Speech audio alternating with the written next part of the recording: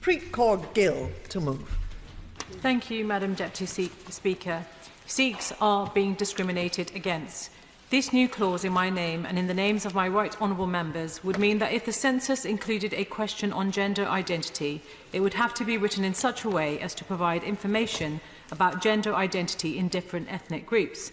Discrimination exists in different ways within different communities, and the only way to successfully understand the outcomes, the reasons behind discrepancies and to provide services is to look at intersectional areas, including the breakdown of gender within different ethnic groups. At the national and local level, public bodies including schools, hospitals, police forces, local authorities, central government departments only use ethnic group categories specified in the census to collect data for public service planning and decision making. And I want to make that point very clear that contrary to what the government has stated, public bodies do not use the religion category to provide public services. And this is a very important point. In total, there are 40,000 public bodies across the country. This amendment will allow the underestimation of Sikh numbers and inadequate allocation of resources to Sikhs based on current census statistics to be overturned. According to the Women and Equalities Committee, the quality and depth of data on ethnicity collected by departments varies widely, which is hindering efforts to tackle racial discrimination in public services. As a result of not being monitored as an ethnic group, Sikhs of all genders are left out of the equation in policy decisions. The government has stated that the option to tick other and write in Sikh as an ethnicity in the census is adequate, knowing full well that public bodies ignore the other option, and this will do nothing to counter discrimination against Sikhs in their own right. I will. Can I thank her for bringing this forward? And as chair of the APPG for Freedom of Religious Belief, of which the Sikhs are a stakeholder, I think it's very important what the Honourable Lady is referring to. I want to support her wholeheartedly in what she says, and I think that government need to be responsible and responsive to a changing society where Sikhs are playing a very important and crucial and critical role, and therefore I would urge government to support the clause as put forward by the Honourable Lady. I thank the Right Honourable Member for his intervention, and it's really important. I'm glad he has taken on board the issue of ending discrimination, because that's exactly what this amendment does, and he fully backs it, because as legislators we should uphold the law, and given that Sikhs are already classed as an ethnicity in legislation, then actually that is what we are here to do, is to end this kind of discrimination. I will. I'm very grateful. And she knows that I am also one of the 6 top names on this particular amendment, a new clause. She will know that the Sikh community is very concerned to have this level of recognition, and that there are many people who have been pressing for this issue to be resolved, and for a box on the census where the Sikhs can tick that box for many, many years. Doesn't she agree that this is the time that this matter is dealt with seriously by the government?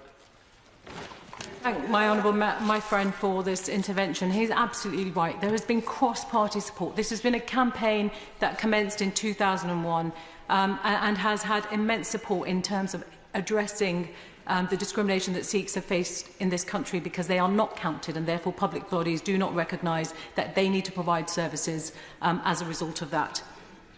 The relevance of this amendment and the importance of gender equality within the Sikh community dates back to Guru Nanak Dev Ji, whose 550th birthday we are celebrating this year. He promoted fairness and gender equality and denounced discrimination of the sexes. My amendment would allow us as parliamentarians to do what we are elected to do, and to challenge inequalities and unfairness.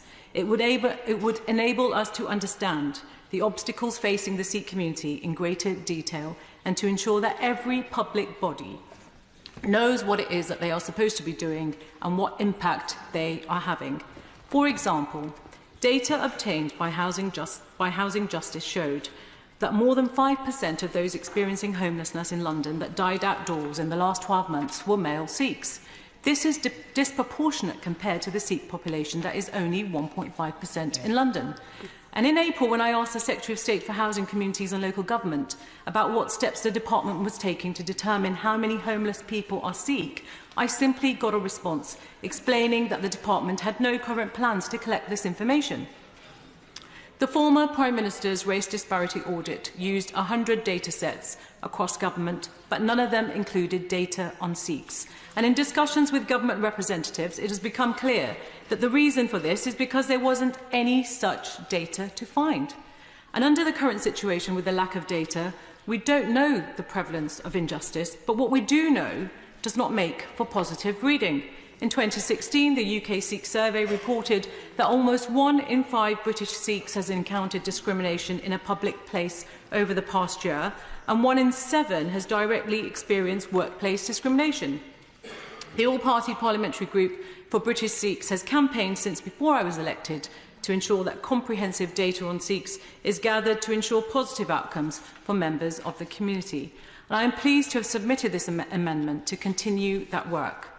Accepting this amendment would mean that policy making is better informed where Sikhs are in situations where they have all too often been omitted or misrepresented in the past. In statistics about hate crime, for example, being categorised as Islamophobia, yet even with this misreporting, Sikhs still accounted for 2% of religious hate crimes recorded by the police in 2017-18, despite making up less than 1% of the population.